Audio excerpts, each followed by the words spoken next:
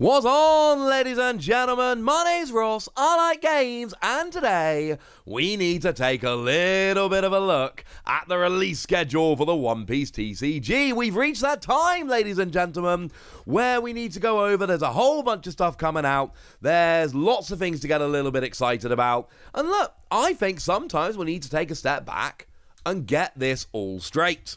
So for that reason, ladies and gentlemen, we're going to go and have a little bit of a look at, well, like I said, the release schedule for the One Piece trading card game. Of course, we have now seen the release of OP03 that is out in the wild. Starter Deck 7, Big Mom Pirates is also out in the wild, so we don't need to worry about any of that. So we can just stick straight forward to the next thing which is releasing, which is on August the 11th, the starter decks featuring Luffy and Yamato. And incidentally, this is official at this stage. We've got actual release dates. Jobs are good and we know exactly what's coming. No ifs, buts or maybes here. A lot of the release dates we're going to have here are actually coming from distributors because we just don't have the official release date. Bandai tends to put them on the website quite late, to be frank.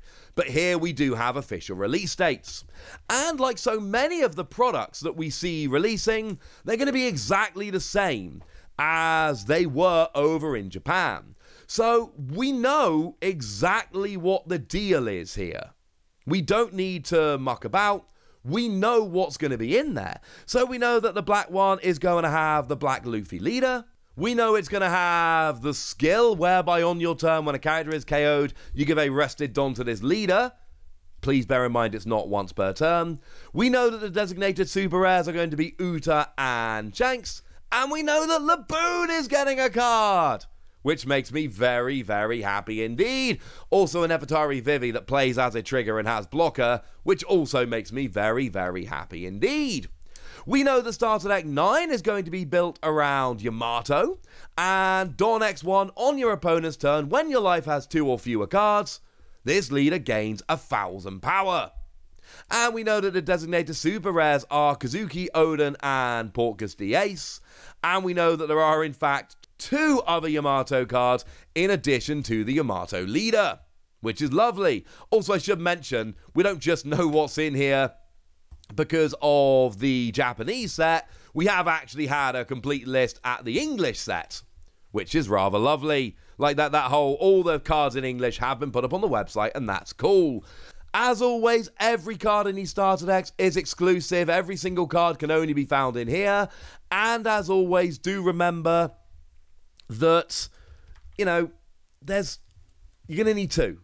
There's going to be a bunch of cards in here which are unfortunately only going to be seen as 2 ofs, so you will need to buy 2 copies of each of these to get the full playset of everything. Sorry about that. That's just the way it is.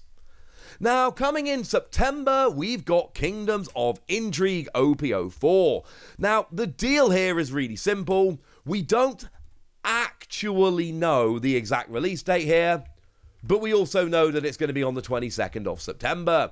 This is one of those ones where we don't have an official release date on the website, but the distributors have told us when this is going to be coming out. And because the set is already out in Japan, we know what to expect here. We know basically everything we need to know about this particular set. We know that probably the most interesting leaders in the set are Rebecca and Nefertari Vivi, and we know that they are dual color leaders with 5 life, which is unusual, but remember they can't attack. Still, I should mention very, very good leaders you should be quite excited about. We know that the secret rares are going to be featuring Nefertari Vivi and Don Quixote Rocinante.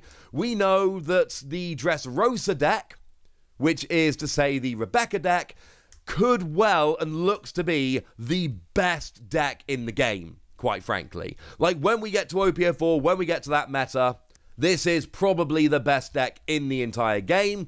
And if you want to be playing the best deck, this is probably the one you should be looking out for.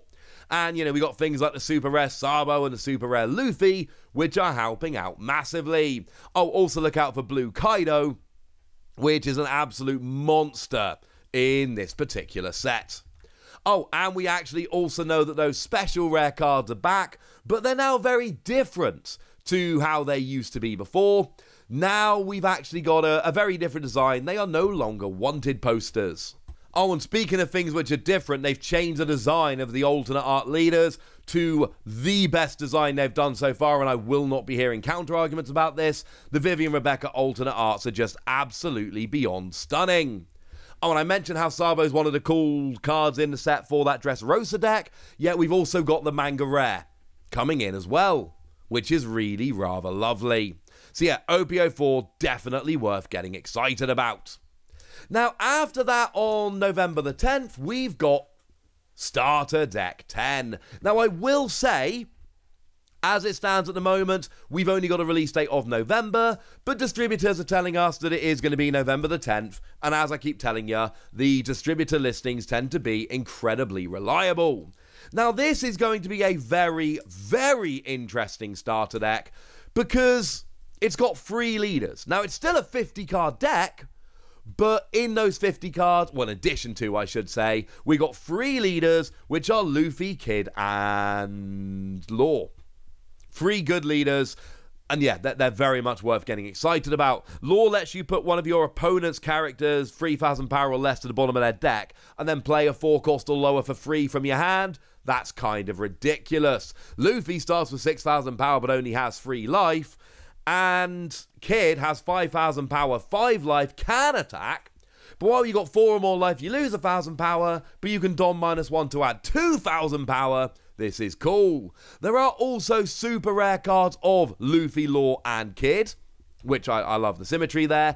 And there are actually reprints, only 2, but it's a good Nami and a good Zoro from OPO1. Yeah, Starter Deck 10 looks like very much the best starter deck yet. The early reports I'm hearing out of Japan are that this is seeing, the cards from here are seeing a huge amount of play and a huge amount of success. People are loving it, people are playing it, it is looking awesome. So, more so than other, don't get me wrong, right? The Luffy and Yamato starter decks told you about a minute ago, get excited about them, but get excited about this. And then in December the 8th, according to distributors, we've got OPO5, Awakening of the New Era. Now this is another set that I'm getting very, very excited about. And if it sounds like I'm getting excited about all of the sets, yes. Yes, I am. Now, one of the real hooks for this set is that it is introducing Gear 5 Luffy, and yes, Gear 5 Luffy is the manga rare, which is kind of awesome. But that's not the only thing worth getting excited about. We have the special Luffy card drawn by Oda himself coming in, which is very, very cool. We've got the debut of Enel as a leader, and you'll notice that the alternate art here has gone back to what it was back in OPO1 and OPO2. The Revolutionary Army is coming in and making their debut. Bello Betty is a leader. You can, once during your turn, trash a Revolutionary Army card from your hand to boost 3 Revolutionary Army or trigger characters by 3,000 each.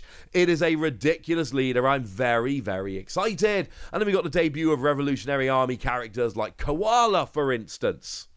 Also another Kid and another Law, which I very much appreciate as well. My point is, and a Kaido, a very impressive Kaido. I don't know everything about this set. We don't know everything about this set. We've not had the full set reveal yet. But we know enough to know that it is going to be very, very exciting. And as always, I'm bringing you the news and card reveals as they happen. So do make sure you keep checking in on this channel, because anything you need to know about that set, I will tell you. Now, this is the part of the video where it gets considerably hazier. On February the 2nd, we've got the release of the Uta starter deck.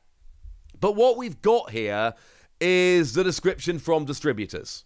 We don't actually have a proper look at the deck. It's not been officially revealed. It's been shown off by distributors. We have no images. But we know it's going to be starring Uta. We know it's going to feature event cards named after Uta's songs. And we know that there's going to be a green deck with a film theme, which is going to be reprinting some of the film cards from OPO2. And as I've told you before, the best one from OPO2 is Nami. So let's hope they choose that one to go and reprint. But it is worth pointing out there will be reprints here. Not all the cards are going to be reprinted, but there are going to be reprints, which is, like I said, there were 2 in Starter Deck 10, but they were at least, really fancy reprints of phenomenal cards. Starter Deck 11 worries me slightly with the reprints, but I'm sure it's going to be fine. Like I say, no official word here, but that is set for release on the 2nd of February.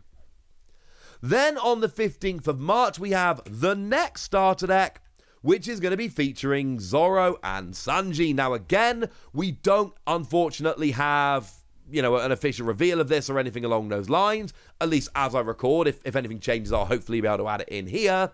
But it's going to feature a pre-built deck with a hybrid Zoro x Sanji leader. We've never seen this before. This is brand new and incredibly exciting. Ridiculously exciting. I don't know what a hybrid leader is, but this sounds amazing. And releasing on the same day, we've actually got OP06 again on the 15th of March. Now, this hasn't even been revealed in Japan yet, so all we've got again is just a distributor listing. I'm sorry, I wish I had more for you. But we know it's going to feature Zoro and Sanji. We know it's going to be highly synergistic with Starter Deck 12. We know it's going to feature Sanji's sister Reiju from Germa 66. There's going to be film-themed cards in new colours. And there's going to be Moria, Perona, and other popular characters from throughout the series. Of course, they were from Thriller Bark. We know that SB cards are coming back, and they're going to feature snapshots of the characters' daily lives, which sounds very exciting. But I'm afraid we don't know much more about it. I'm sorry. And then we've got the other products, the ones which are, I think it's fair to say, not quite on the same level because, they're not a whole bunch of new stuff, but that doesn't mean that there are not very cool things to get a little bit excited about. So, in September, apparently on the 22nd of September, we've got the Double Pack Set Volume 1, which we have now had a little bit of a look at. We saw it at the Anime Expo, it was kind of cool. And the double pack set is going to feature for $10, 2 packs, and a new Don card, which is really rather awesome. I don't think they actually showed off the Don card at Anime Expo though, which is unfortunately a little bit sad.